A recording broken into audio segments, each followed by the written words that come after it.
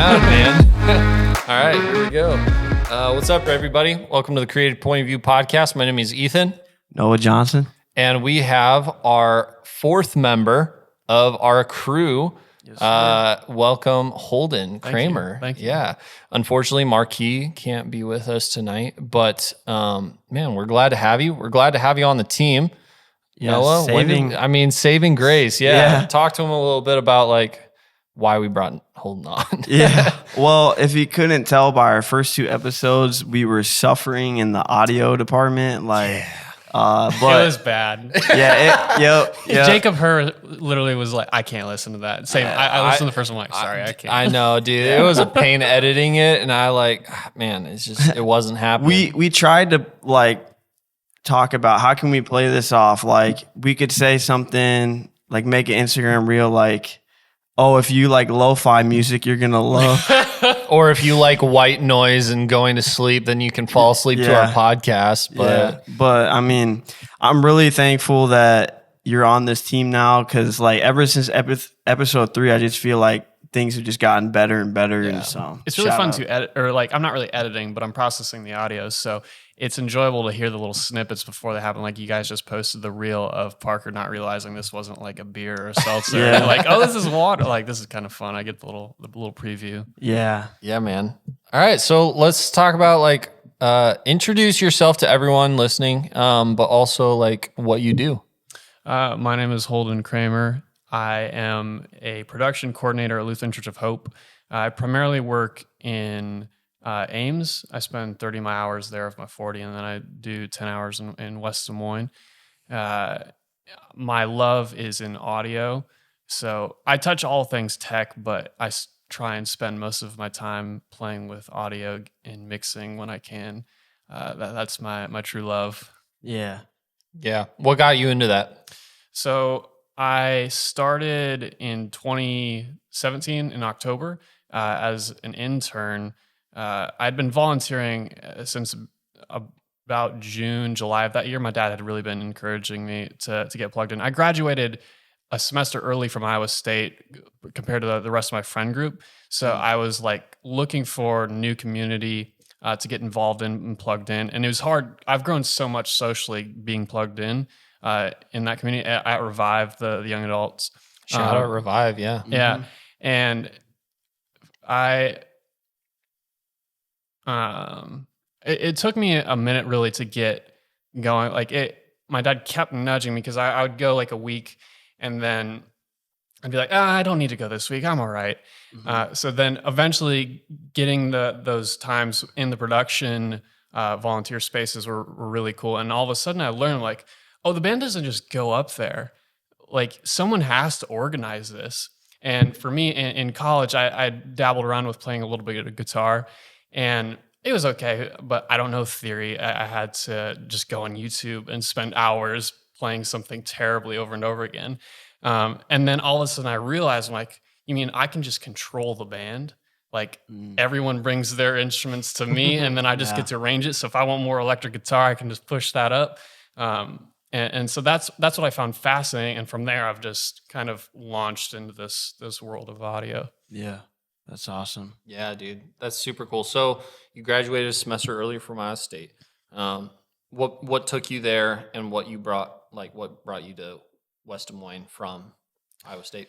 So I lived in Iowa, in the Des Moines area, my whole life. I actually started going to Hope when I was this tall. I got invited to VBS when I was 6, 7 years old back in 2000, 2001, somewhere in there. So I went up to Iowa State for school, but I really had wanted to play football. So I got that opportunity. But then after I graduated, I just came back to West Des Moines, moved back in with my parents, saved some money. It wasn't the thing that I wanted to do, but it was the right choice at the time to kind of get my footing and figure out what direction I wanted to go. Yeah. And luckily, that led me to Hope and that opportunity, which is pretty cool. So you played football at Iowa State? Yes. What position did you play? I was a punter. So there's kickers and punters. People often are oh, you're the dude who kicks field goals. No. I'm not that accurate. I'm just the person who I drop it and then kick it as far as I can. My role actually at Iowa State, they called it the pooch punter. So if we were just outside field goal range, I would punt the ball as deep as I could. I'd do end over end. It's called like Australian style. Yeah. So the goal is to land it as close to the goal line without going in for a touchback. So try and pin them deep was the goal. What did you study at Iowa State? I studied supply chain management in the business school, which was interesting. And in high school, I was really good at getting through business classes. I wasn't necessarily super passionate about it. And then in some of the counseling that I did leading up to heading out to college, I found that seemed like the path to go down. My dad's in business. It seemed to make sense. So I did that through school, and it was good enough to where I felt like I was working towards something. But I hadn't discovered that love for the production world and audio. Like I didn't even know it existed. Had I known that, I would have really enjoyed being able to do that in school. But it was, I think everything lines up for a reason. So there was a reason I wasn't getting to discover that piece yet. Mm-hmm. When did you like know that audio is like what you want to do now? Really, it was these volunteer opportunities with production at Hope. The first time I actually like shadowed, I was up in, they call it video control, all the glass windows in the worship center. I was up there seeing what happened, and it was crazy, like seeing how many different lines of communication had to happen to just execute one thing. But it makes sense, like you learn more about the systems. And then I was looking down out into the house, and there's the audio booth. And at the time, I was just like, oh, that's just a booth. I don't know what's actually out there. But then I realized there's an audio console. And again, like I was saying earlier, you kind of discover that, oh, like this stuff all has to be arranged. That makes it like, I want to do that. Like, how do I plug into that? Mm-hmm. And then I started shadowing on rehearsal nights for the band and seeing how they move stuff around. And from there, it was just one of the most fascinating things I'd ever seen. Like, this is an entire new world that opened up to me. And then I'm like, I have to have more of this. I have to get as much of this as I can. Like I would be up late at night just thinking about it. And I didn't really know anything about it yet, but it seemed like the coolest thing. Mm.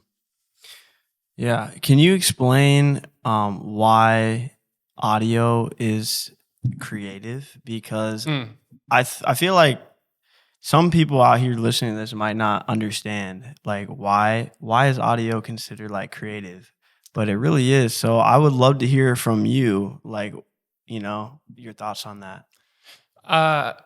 So like in the audio world, there's definitely like a very technical and logic side of things, but then I think it's very much creative. I mean, think of just a musician, someone who's writing a song.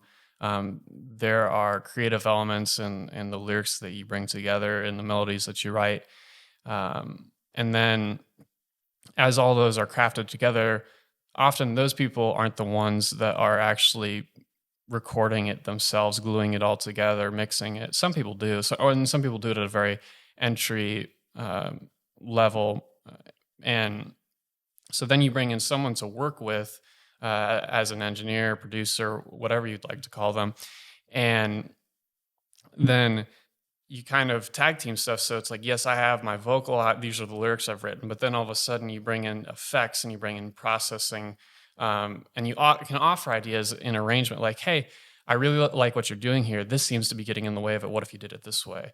Or you bring in another instrument, or I don't know, there's so many things that you can bring into it.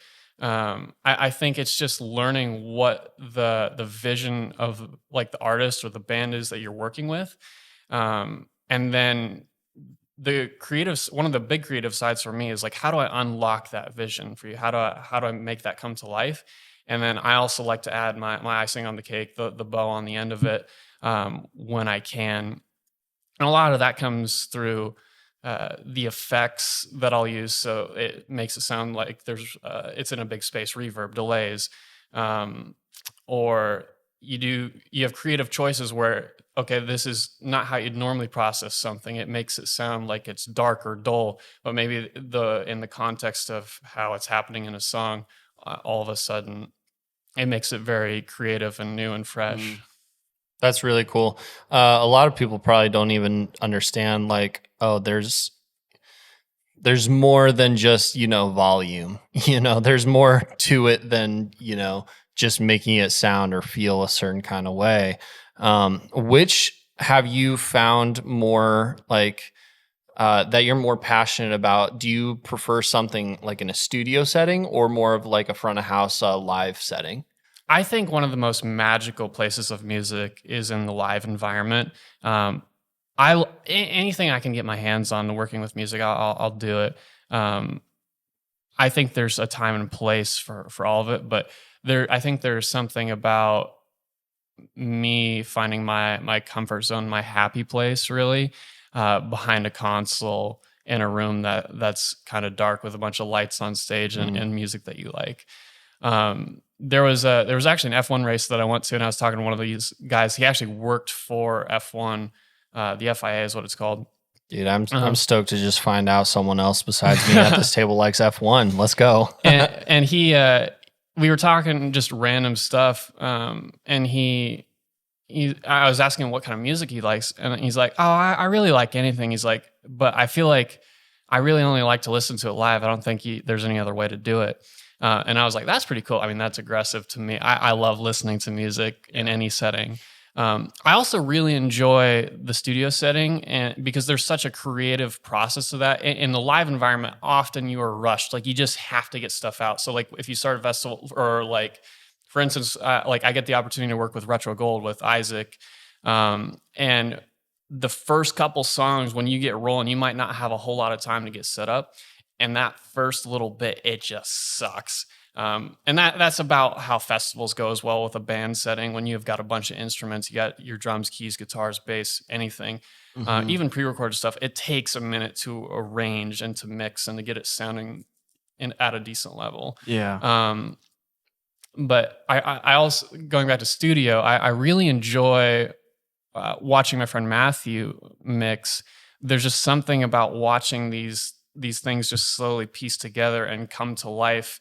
And you start off with a raw vocal and then all the processing and then the instrumentation that comes behind it eventually. And it just becomes this beautiful thing from seeing where you started and where you land. It's like, wow, this is really cool. Yeah. I think like when I think about that, I think of like layers to it. Like there's layers to music, and like connecting that to what I do, which is way different than music, like graphic design. Like there are layers to design, like programs work in layers, like Adobe, Illustrator, Photoshop.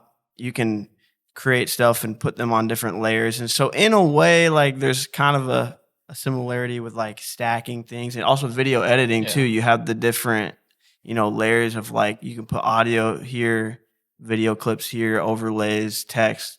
Yeah. I mean, like I'm not a very talented front of house engineer or even studio engineer, but like the effects chain that you have to use to process all your audio and then eventually master it at the end, it has a process, it has a very specific way of like, no, you have to make sure your gain structure is set properly before you start mixing anything and before you start EQing anything and then add any effects to that.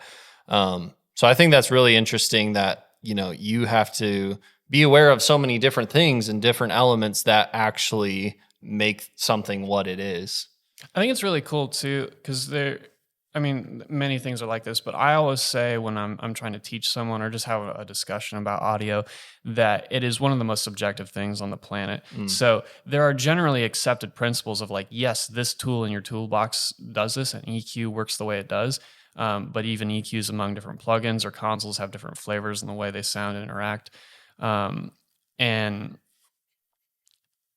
there's no right way to do it. Like everyone's got their own way. Like even the same person, you're not going to come up with the same thing twice perfectly from Sunday to Sunday or session to session, which I find really cool because it's never going to be like boring. You'll never be done working. You'll never be perfect. You'll get it close. But that's what like drives me to keep growing is like to live in those moments where you get something sounding really, really good, and you enjoy that moment. Or like a congregant at church, or someone who's listening to something you worked on in the studio, or at a show where people are really enjoying it and having a good time. That's where that getting to that spot where it's pretty dang good is so fun for me. You mentioned like that you get to mix with Retro Gold and also work at Lutheran Church of Hope. What are some of your favorite settings that you mix in, or a favorite? I mean, you do stuff with Revive as well. So what's something that you like, man, like just this live setting feel is it for me? You know, I think that something I really enjoy is getting to mix it up so much and work in those different environments. I haven't gotten to do Revive in a minute. I miss that so much.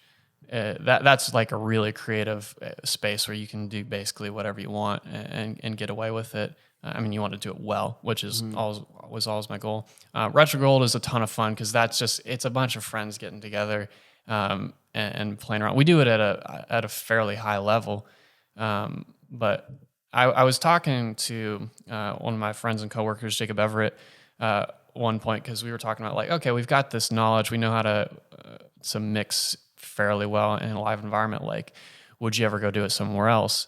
Would you want to work with a band? What kind of music, what genre would you do it in? And then we kept talking about it. He was like, honestly, I think I just want to do worship music. Stylistically, you have so much freedom in what you do, and how you land on a mix. Both of us love big reverbs, delays, and just creating this big washy environment to enter into worship. Another one for me would be probably like if I could work with like a Laney style or like a Nightly, where it's kind of that dream pop, the sad boy music. I think that would be pretty cool. But really, just I find that again that a happy place behind a console. So if I'm working with that, it's so much fun. I think there's also something to be said for me. Like I'm primarily front of house live stuff, but there's something to be said for doing a studio environment or just simply mixing on your laptop on something in post, or working with someone who's trying to create a song, write a song, and being able to take that to different spaces. So one of those spaces for me is at my house. Just having a desk and a couple of studio monitors setting up, and whether it's the middle of the day and looking out the window at a sunny day, or it's the middle of the night and you've got the colored lights in the room going on, like that's a fun vibe. Or being able to take a laptop into a setting where you're going to a coffee shop, you're going out in nature. A lot of the artists I follow, they're DJs, so they make everything on their laptop. They'll work with vocalists, they'll record vocals, but most of those things just happen on their laptop. And I'll see guys go out into the mountains, like they'll rent an Airbnb. Or there was a time where I was following the Chainsmokers. They rented a place in Hawaii and they just wrote it was their fourth album. And so going to those spaces and taking kind of creative input and just the vibe that is happening in that location, I think is really cool. In college, there was a buddy of mine that got me into guitar, and we'd play the same stuff over and over again. Again, it was stuff we'd learned on YouTube, but just even the different rooms we'd be in, if it was each other's like apartment, or if we were at someone's home, or I can't even remember all the places we'd take like acoustic guitars to, but just all of a sudden you're noodling around with something and it's like, wow, this place is like giving me this certain vibe and it's fun to work with. And then you take it home and you try and do it again. And you're like, oh crap, I can't remember how to do it. I don't know, but yeah, that was a long tangent. So yeah, no, that's good. You were talking about like how you prefer like the live setting for like mixing and all that. And so with that being said, I'm curious, like, who are your favorite artists that you've seen live that really inspired you, like, sonically, like audio wise, just like that experience, like, really hit home and moved me? One of them is Laney. I've seen them one time in Minnesota at the Armory, and their sound is just so clean. Their vocalist Paul Jason Klein, like his voice is just beautiful. He's got such good pitch and tone. That's something my ear has grown over the years, like with the implementation of being able to use auto-tune live. Like I've gotten pretty picky. Like I can tell, like I can't sing, but I'm able to like, oh, you're a little bit off there, or you're a lot off there. Yeah. But Laney's dope, and so I'll take inspo from them. Two of my favorite EDM artists are Illenium, and then another one is Said the Sky. And they're two guys that have worked with each other since like 2013, 14, 15, somewhere in there. I found them on SoundCloud in 2015.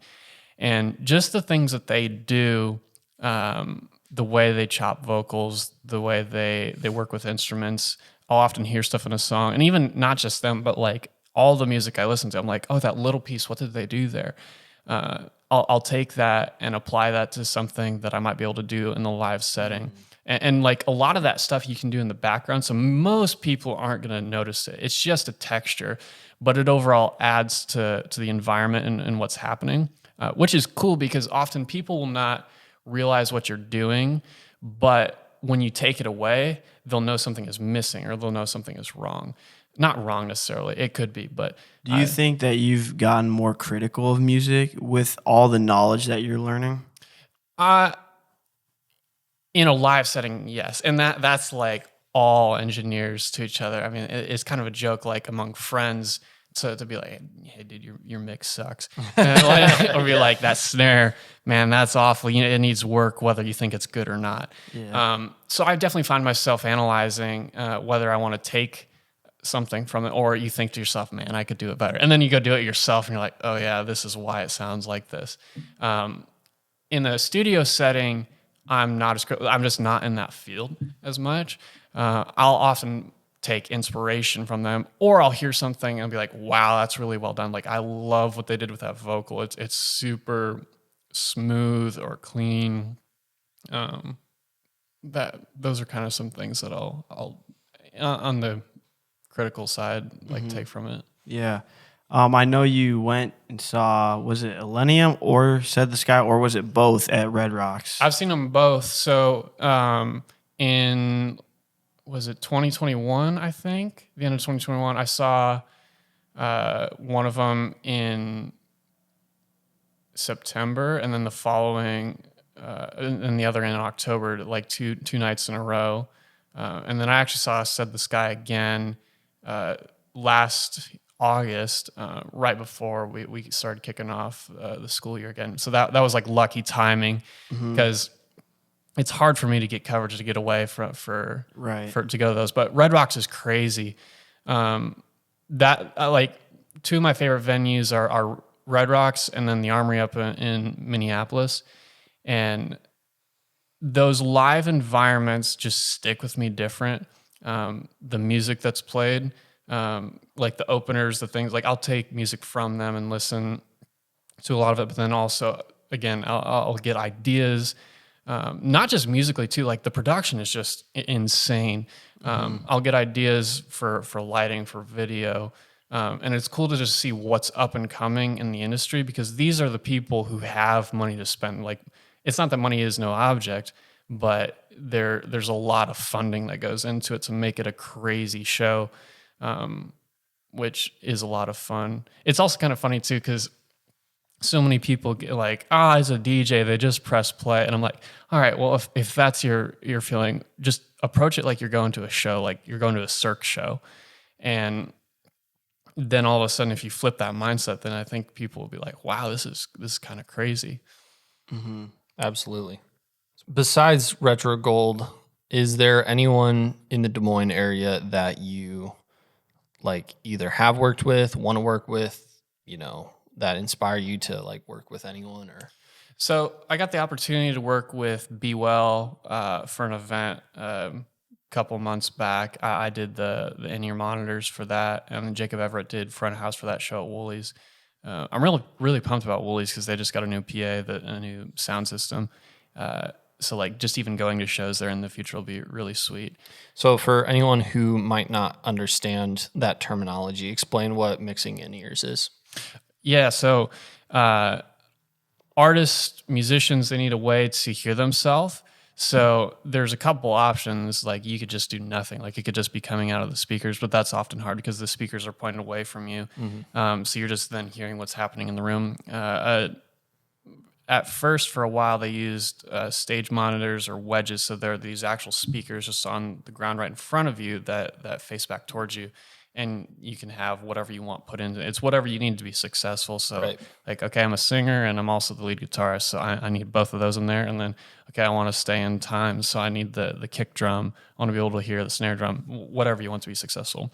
And then they start developing in-ear monitors. So they're like headphones that are designed to be able to deal with live music a little bit better. And so then you can hear yourself better, but then it saves your ears and it actually helps the engineer. There's such a thing as that's called stage volume.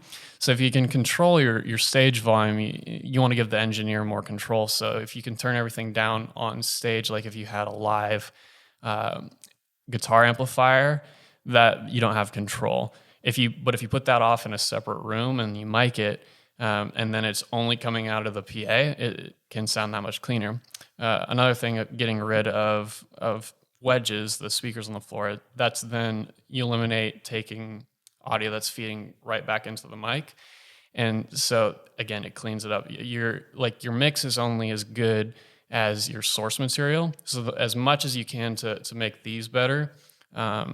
And then like the instruments you're working with, the vocals you're working with, teach people to have good mic technique, the better and better the result you can get. Because there's days where as an engineer, you're like, man, I freaking suck.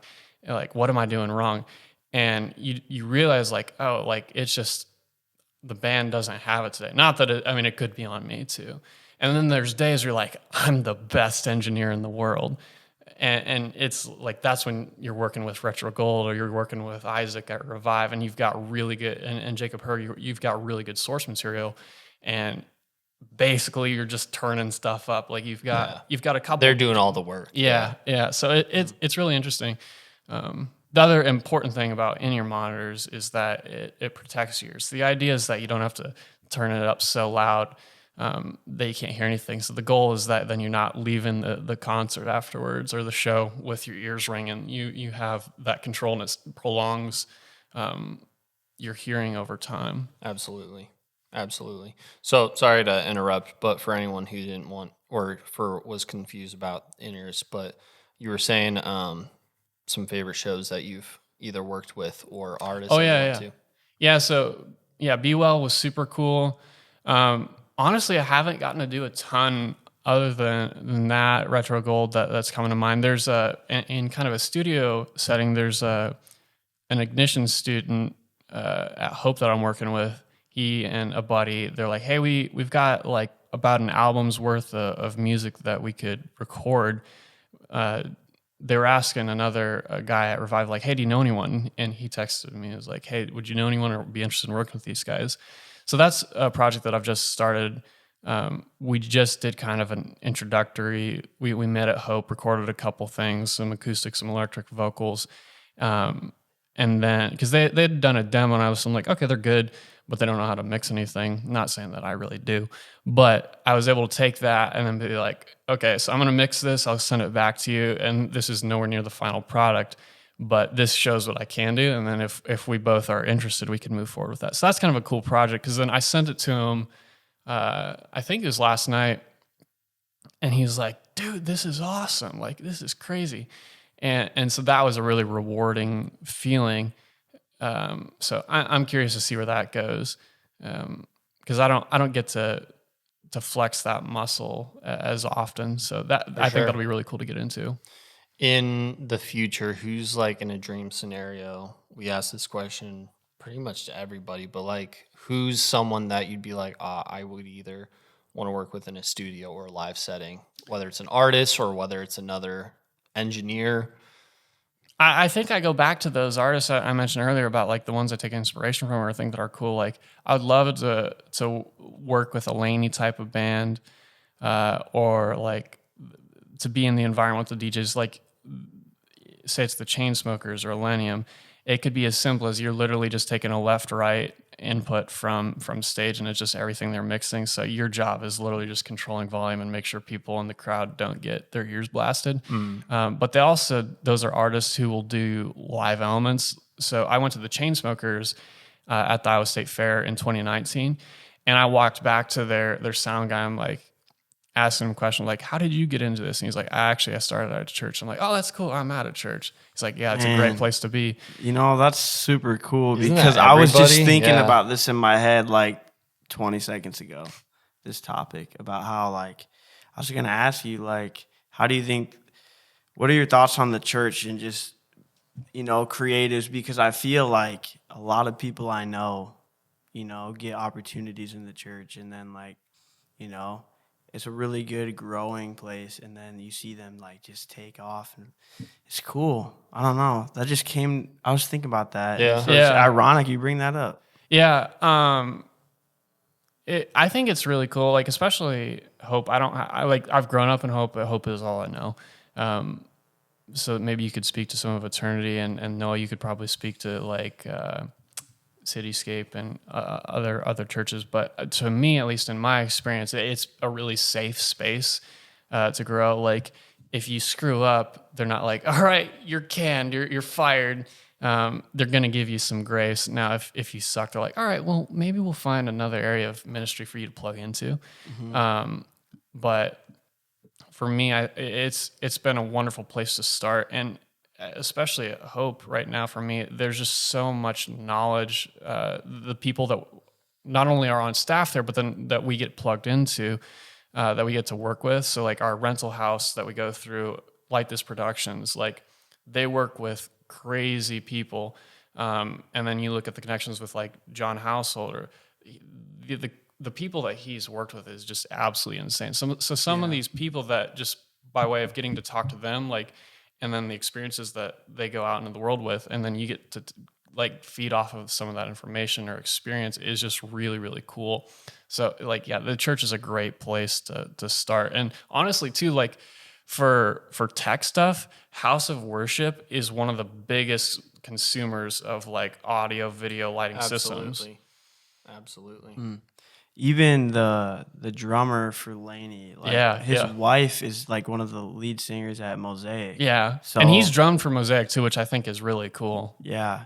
Like I will find myself like, there's a cool person that like, you know, because I drum too. A lot of you guys might not know that, but I do drum a little bit. And so like I'll find like Laney's drummer on Instagram, follow him. And I'll be like, oh, this is cool. I'll be scrolling through his feed, and I'm like, oh, his wife looks familiar. Oh, she's the lead singer of Mosaic, and she sings that song Tremble or whatever, you know? That's like pretty cool to think about, you know? Absolutely. I heard on our podcast recently that like if you're wanting to get in the creative industry at all, like there really is no better place that I can think of or that anyone else can really attest to that gives you the opportunity that like a church does, you know? And that's not even really to say anything like spiritual about it, but just the community that's there that a lot of people just like learn from and that teach you. I mean, I learned pretty much all the music that I know from a church setting. And then, you know, like a lot of my creative skills, you know, whether it's design or videography, were honed through a church. So I think just that opportunity that churches give and like the connections you make too are really important. Yeah, definitely. Where do you see yourself moving forward? So you have a degree in business, right? Mm-hmm. So where do you see yourself moving forward now with production? Do you see that long-term, full-time, any goals that you have? Yeah, I would love to, as long as as far as I can stay into my life, that I can stay in the production field, I would love to do so. I think that's also another thing about the church environment is that my profession is in production, but like the real production world, like going out on the road, is much more rigorous than what church production is. Yeah, there's still gonna be times like I hope that you've got like, okay, you're loading in or loading out late into the night, or like when we did Wells Fargo in 2017, like a lot of staff is pulling 24-hour straight shifts.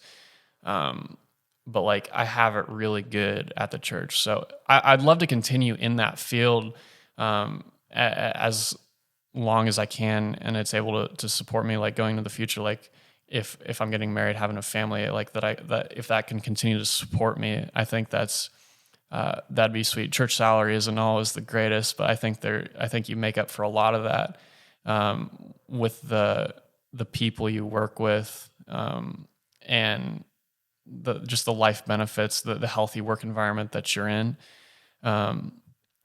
I would love to continue to evolve and to grow with music. I would love to see Hope Worship take off if it's in a healthy spot, where we're continuing to write. I would love to be a part of like helping facilitate that in whatever manner that might be. But then like I've talked with Matthew Langbecker before about like going, like actually touring Hope Worship, getting out on the road. Like one of my dreams is being at the Armory, and like where it's Hope Worship, and like you've loaded in and I'm at front of house and just chilling before the show. Like people, like you've got playback music, the people are just trickling in, like the buzz is starting to fill the room. Like that's one of my dreams, to be able to continue to do music for a job. Because when I first started at Hope, and I still feel it this way, I don't always, I take it for granted some days, but I always try and go back to it and remember, like, I feel like my job is like a cheat code for life. The fact that I'm getting paid to do this is so cool to me. I like growing up and then high school, college, I'm like, man, someday I'm going to be like sitting at a desk all day doing something that like, okay, maybe I'm a little bit interested in, but it's just going to be like kind of a bummer. Most days at work are pretty awesome for me. Not to say that I don't have struggles and challenges, but like the fact that I get to get paid for music is Absolutely pretty cool. We've talked about that before on past episodes. Like, there's a lot of creatives out here that unfortunately are just stuck in that 9-to-5 job, and they're scared to get out of it, or whatever the case may be, or they're just bound to it financially or other reasons too. But like, I'd say that we're really, fortunate and blessed to be in the situations that we're in. Yeah. Yeah, I think that's, I mean, just to think in the space of like creativity, but also just like someone values your time and your talents. Not just someone, like a lot of people are paying, to get like real, in the nitty gritty, a lot of people are paying your salary by like their giving to the church, because churches as a nonprofit, they get their income from the body of believers that attend. So like that, I think, is something that I've just like, sometimes just dealing with like imposter syndrome and be like, man, like, do people really like what I'm doing? And then it's like, no, like people value, the leaders at your church value your time and talents enough to write you a check every week and be like, your time is worth this. I think it's really cool. And that makes me think of another like topic as well. Is like, I feel like there's kind of this divide between people that think like church should have nothing to do with creatives. It should have nothing to do with fancy lights, audio, graphic designers, photographers, all that stuff. But then there is the other side of the coin, which is kind of where I am, is like, I believe God gave us all gifts, and I feel called to use my gift for his glory. And so like, I think churches that give people the abilities to use their gifts, just like churches give singers the ability to go up there and sing and musicians to do so. Like, I think that, that's just. It's really interesting because I was talking to Danny Hausler about this just the other night after a Kairos, and we were talking about how I think it's a psalm says, like, make a joyful noise to the Lord. And so it's like, it doesn't have to be perfect. Like you want to involve anyone that you can, but then there was another one following up that's like make a very good or do it very well or something. I can't remember what it is. And so it's like, we should put our best foot forward with people who do it. I do see that struggle where there's like, what should church be like? No, it shouldn't be a concert. We don't want all these flashy lights. And then there's another side where it's like, well, doing this, it might draw some more people. So it's like, what gets people in the door? I'm for the music, the lights, the production. I think it's cool. It's honestly what got me. Music is what got me, not like kept me in the church, and like not like I'd fallen away, but like I grew up at Hope. I was interested in church, but it wasn't like I was involved in crazy amounts of groups or spending tons of time in the Bible. And in college, my first year, I wasn't involved in anything. At the time, like Hope Ames didn't exist. It was a local site, but there was no like college ministry. And so I was going to a place called Salt in Cornerstone. And what drew me in, so I went there for like a year and a half before eventually coming back home and going to Hope. But I showed up and I'm like, half the stuff I'm like, I don't know what they're talking about. Like I pick stuff up here and there. But the music, I was like, oh wow, I'm tuned in for this music. Like this is well done. And I love this. So then that really was a springboard for me coming back home and getting back into Hope. Because growing up Hope, like, some of these songs are cool, but I don't love them. And then we had started to progress more into even further into the contemporary worship. Like Matthew was on staff, and at a certain point, he's like, hey, we have to start using tracks. We need to push more. Like we're stuck in our old ways. We need to do like the cool stuff that Bethel, Elevation, Hillsong is doing. And that stuff continues to evolve over time. But I don't even remember where I started at that point. But I think we were just talking about like the church facilitating a creative space for people who want to use their gifts in a broader sense, which I think is really important. And I feel like, obviously you want your motives to be, healthy motives and like aligned with, serving God first, right? And something that is really wise that I heard Tunic say at Revive was like, don't put the method over the message. So that is true, and that's some real talk right there. But yeah, like if I'm using my gifts, to further the message, then I feel like that's appropriate and that's good. Absolutely. Yeah. Especially since, times change, everything looks different. Like even in a very short amount of time from 2019 to 2020, from before COVID hit to after COVID hit, the online church space was not very prominent. It wasn't big. And now you have churches who are very dedicated to, like my salary is paid because I run our live stream, and so it's important now, the methods and the avenues change, very frequently. I think that's one of the really good things that came out of COVID. There was so much bad and like a lot of hard times that came out of that. But it not only in the church world, but it just helped a lot of things progress, and it gave a lot of people time to reevaluate what they're doing, whether it's relationships or how like businesses run. It seems like more people work from home now. But for Hope, from that standpoint, from a production standpoint, like they talked about how because of the need to make the broadcast as high quality as we can, we're like 10 years down the road from where we actually would have been had it just been as normal. So it's like the gear that we have now from an audio, video, and even lighting perspective, it's really cool.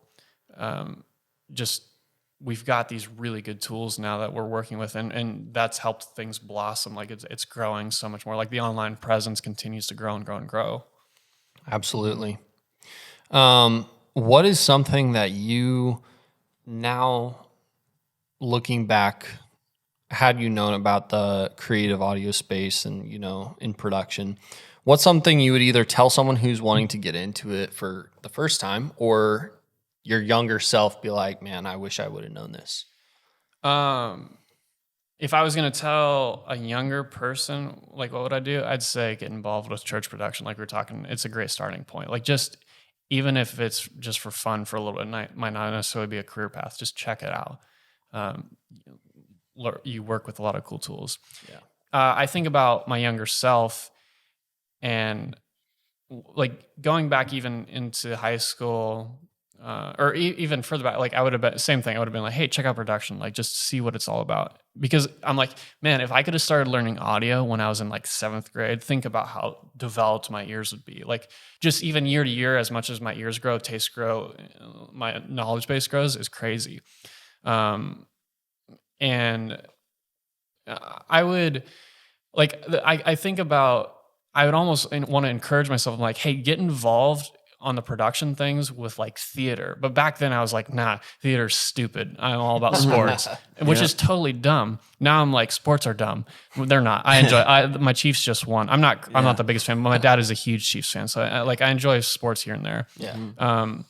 But I think about if I could have gotten myself to find schooling to go into for the audio world, like that would be really cool. At the same time, I feel like I'm happy. Like I wouldn't change anything where I'm at, because I think that the way that I've developed into how I understand audio and how I work with it is unique. Because like often people do go to school for it, and I think that because I didn't, it allows me to use tools more creatively rather than logically. So I'm not so rigid in like, this is how this thing has to work specifically. I'm like, well, I can use it in this way and it works well for my application. And then it also goes back to, I'm like, okay, well, what if I went to Full Sail, which is like a school for production? Maybe I'd be somewhere else now. And I really wouldn't change my job for the world right now. Like I love working at Hope. So it's like, I could be somewhere else in a job I hate. I don't know. So I really enjoy that. It's kind of cool too, like looking back, like I feel like I'm where I'm supposed to be, just like little things when I was younger leading up. Like I remember being like 7 or 8 and just plugging a computer in, like it was in a box downstairs in my dad's basement. And I was just putting a power cord into it and hooking the monitor up. But I felt so proud of myself. So tech savvy. I'm like, I have arrived. The other thing that I really enjoyed too when I was little is like there'd be songs that weren't on at the time. It was iTunes, and like you weren't able to buy them. Like people had put them out and they're on YouTube. And so I'd always be searching. I'm like looking for such and such song HQ for high quality, and I'd have my headphones on or some earbuds listening. I'm like, let me listen to this one. Like, because several people would upload different versions. Like, oh no, this is the highest quality one. This one has like degraded quality. So just looking back at those little things, like these little hints to where now I've ended up in my career path. So, I like production school or going to audio. It would have been really, really cool. But I think that everything happens for a reason. And I'm really happy where I've ended up. Yeah, for sure, man. This has been good. This has been a interesting episode, and I'm grateful you're part of the team. Grateful you took your talents to the Creative's Point of View podcast. Yeah. It's fun to work with it. It's not easy for me to talk. Usually I'm the one that gets to be behind the booth. I'm the introvert. Yeah, man. Crushed it, man. You crushed it. Yeah. It's funny, like at Revive, there have been a couple of situations where they're like, hey, you went on this mission trip. Would you mind getting up and talking on the mic for a minute? And I'll go up there and I'm just like, and I just start freezing, kind of like I did earlier. And I'm just like, all right, never let me do that again. I'll just stay in the booth. That's where I belong. I had a lot of fun, man. Yeah. I thought of something funny too. Like I almost busted out laughing during this episode because the air kicked on really loud. Yeah. And the whole time I'm thinking, He's Holden's gonna have to kill this out. Holden was just deep in conversation, and the audio goes, or the air goes, and I'm like, this dude's gonna have to fix this for us too. I've So got have some fun. good tools. I've got some good tools. I'll figure it out. How we end every podcast, as you know, because you listen to it, well, sort of, you kind of listen to it, is we end everything with what's something that inspired you, whether it's last week or recently. I thought of mine already, so I'll go first and let you guys think of it. I'm continually inspired by what TJ is doing at Northern Vessel. Me too. Last night I actually had dinner with two of my friends, and they're really passionate about coffee. They're baristas, and they want to open their own coffee shop. And they're saying a lot of things, like a lot of good things, and a lot of things that kind of matched up with what Northern Vessel already does. And I was like, man, like you should really talk to TJ, really talk to some people there, and honestly, go there just to spend like your day off, just watch people. I do that way too much. Like on Mondays, I'll just go in with a book or with my laptop, and a lot of times I'm not even doing anything. I'm just watching people or listening to conversations and seeing people from like a different viewpoint of like, these are people with their lives and they're all connecting over something tangible, and it's a coffee.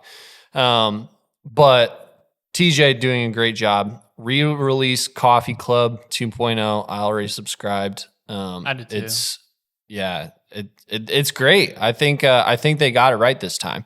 The first time it just didn't make sense for a lot of people, and I think it's really cool and really admirable them being able to be like, no, we didn't get it right the first time. We got to rework this, or we didn't get this drink right. We're going to take it off the menu. And they over this weekend they released their Coastline brew. It's incredible. It's a great drink. Dude, I'm not a coconut guy. To go back, Neither am I. I'm not a coconut person. I was not, but I was like, you know what? I've not had a drink yet that I'm like, this ain't it. And it surprised me again. What's cool too, I think just all of their marketing is cool, but like the fact that they're only running that on weekends is really cool. And they're keeping it simple. It's not like we do these 17 different things on the weekend, come check it out. It's like, no, we're going to do one thing. And even Alex posted on his story from his Alexander Creates account. He was like really proud of how this, and it was just like the branding of that drink. And like, it's so simple. Yeah. And I think it's really cool. I also love just like their, the audience that they're capturing. Like you've got so many different kinds of people going in there. So it's like, I think they pull a lot of the corporate from downtown. You see like creatives going in there. But then like I went in there yesterday, I was hoping to do some work and it was packed. So you're like, darn it. But at the same time, I'm extremely happy for them because it is packed. Yeah. But it wasn't full of us. It was like, there was a family in there. Like I walked around the corner. Very diverse. There was a mother holding her kid just bouncing around. Like it's so diverse, and it's cool too, just to see the conversation that happens. Yeah. Like the way that it's set up in there, it just encourages conversation. Like I've gone in there multiple times with my girlfriend, and we'll talk to random people. And it's just a really fun environment. Absolutely. Yeah, so that's mine. They're doing a great job. TJ, shout out TJ and Alex and Northern Vessel. Great job. Yeah. Holden, do you want to go next? Yeah, I'd say so. It hasn't always been one of my favorite DJs. Like I just haven't listened to him a ton, but there's been a couple songs. But Skrillex has just dropped 2 albums in the span of like 4 or 5 days. He's just super unique. He kind of is like ahead of the curve with what kind of stuff he's putting out. Like he's kind of setting the trend right now for the kind of music that's coming out in a certain genre. And he makes electronic music. He makes some really, really crazy stuff. But what's been inspiring to me is that he's got a couple of guys that he's been working with. One of them is another DJ he's actually produced a ton of stuff, but he goes by Fred again. And Fred did this DJ set in the UK at a place called the Boiler Room.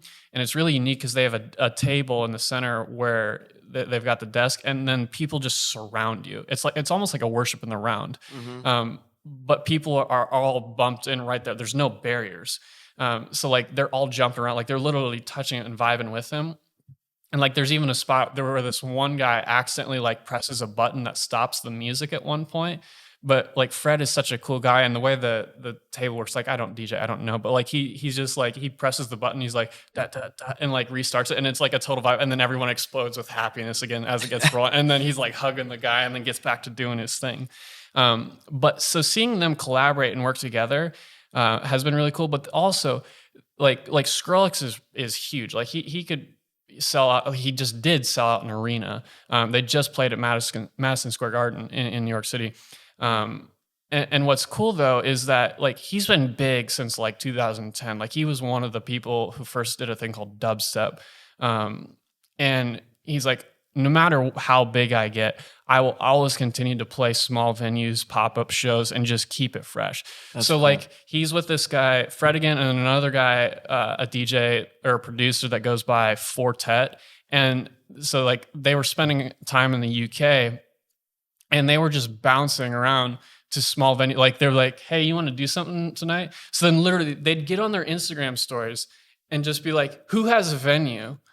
And then like a couple hours later, they're like, all right, we've got the venue. And then they're like posting tickets.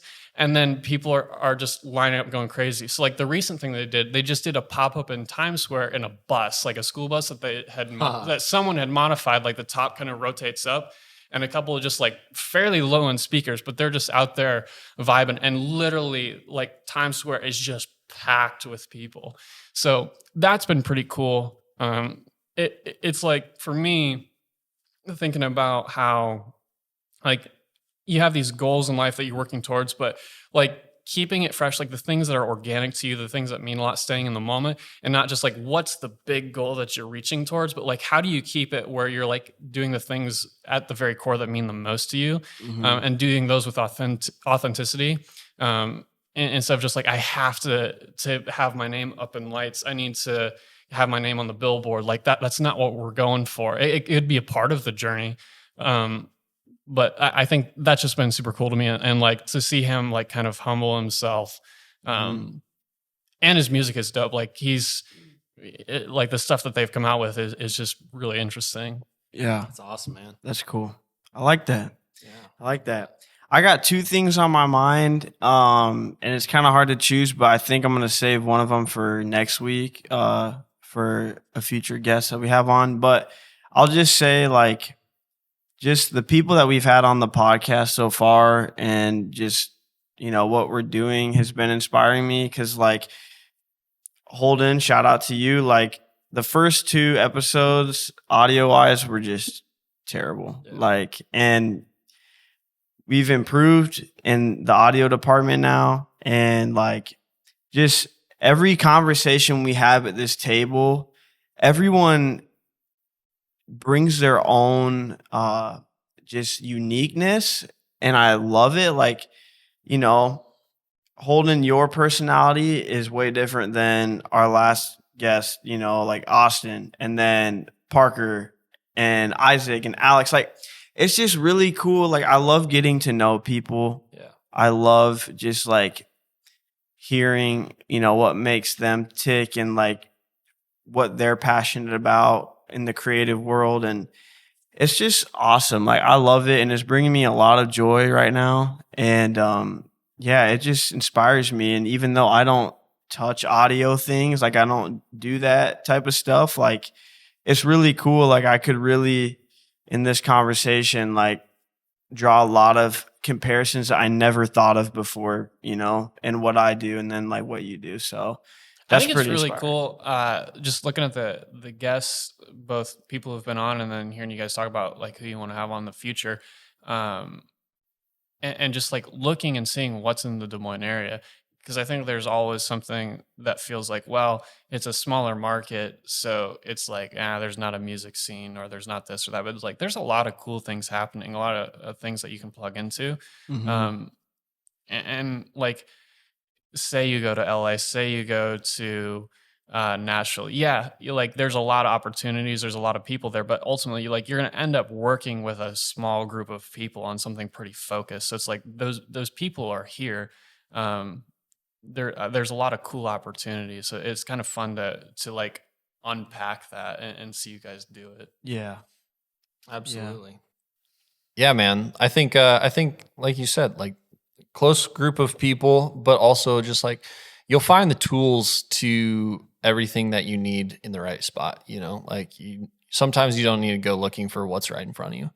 But yeah, man, thanks for being on, and this was a lot of fun. Yeah, thanks for having me, and thanks for letting me be part of the team. It's fun. It's cool to listen to all the little things. Yeah, man, we're really glad, not just for your talents, but like just to have you around and just to do what we get to love to do. So this was a good episode, but we will see you guys in the next episode. This has been the Creative Point of View podcast. Peace.